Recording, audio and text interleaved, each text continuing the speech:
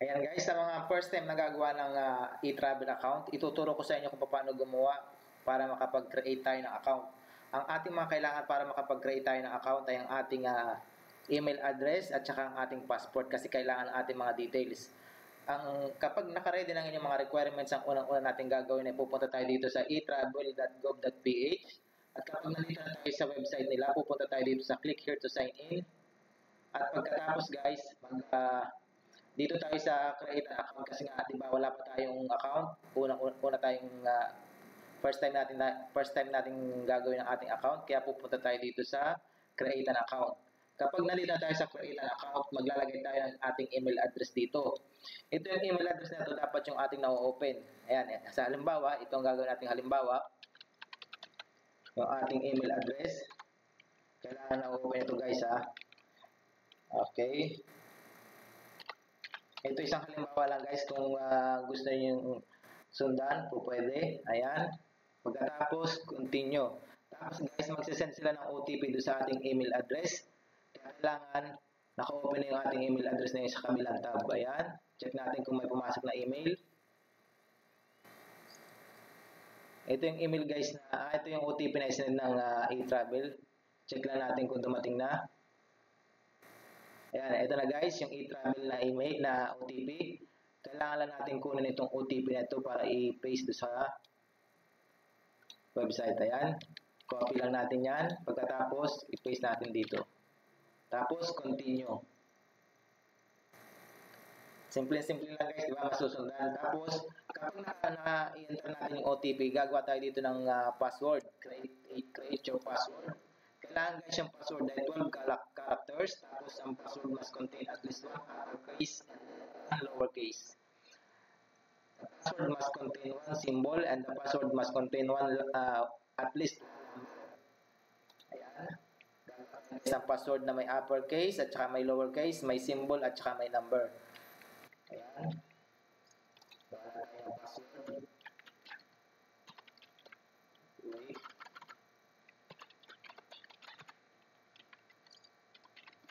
Tapos, password confirmation.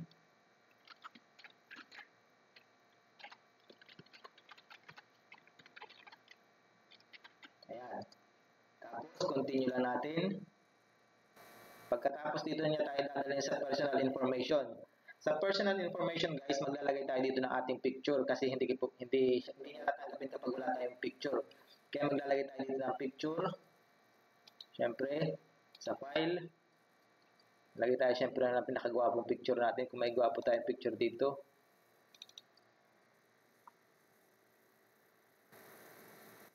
Okay, meron na tayong picture.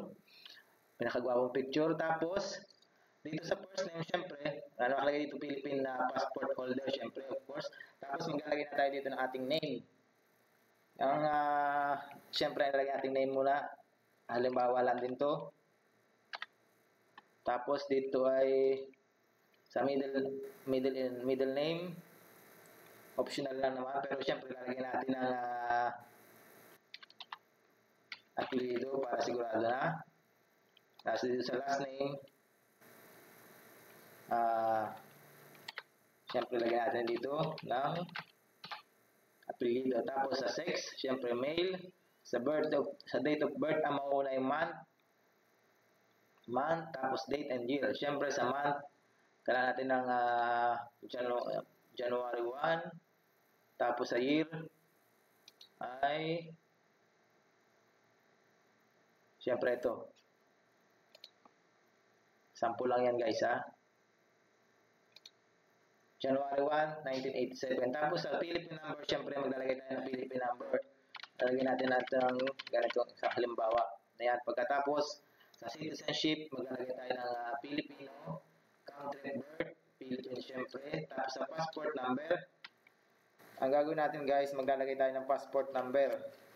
Syempre, kaya ito isang halimbawa lang, hindi natin ilalagay yung ating talagang original passport number kasi nga baka magkaroon ng problema. Kaya bilang tutorial, ang gagawin ko lang muna, ibang number siyempre ilalagay ko. Halimbawa lang, yan, 888 4 0 88A. Yan ang halimbawa ng ating passport number. Pagkatapos yung passport issuing authority, ang ilalagay natin dyan syempre Philippines. Passport issued date, kung kailan in-issue ang ating passport. Syempre, ang in-issue ang ating passport noong December. Ayan, lagyan natin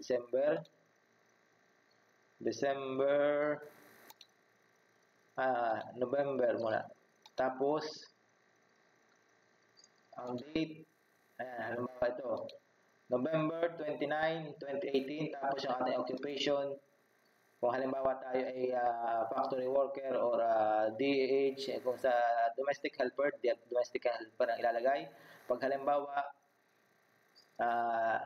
dito, worker or laborer, syempre dito tayo sa worker. Pagkatapos niyan, in-next lang natin. And then pagkatapos dito guys, sa permanent country of residence, syempre ang ating permanent country of residence, syempre Philippines. Tapos yung address natin sa Pilipinas,